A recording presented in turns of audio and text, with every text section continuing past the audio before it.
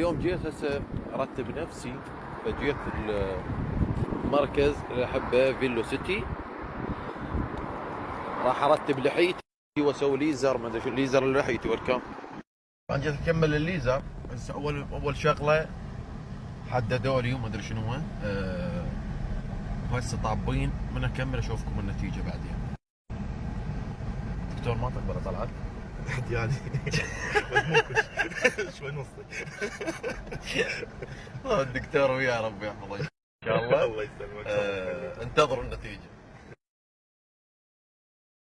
طبعا طبيت بالغرفه مال الليزر وهنا راح اقعد. وجهي قدر نفيس ما عليكم بيه. هسه اللي اصدمكم صدمه كارثه. اقول لك كنت تحطي لي ضلال. هبقى ارسم وجهك بس الصغير.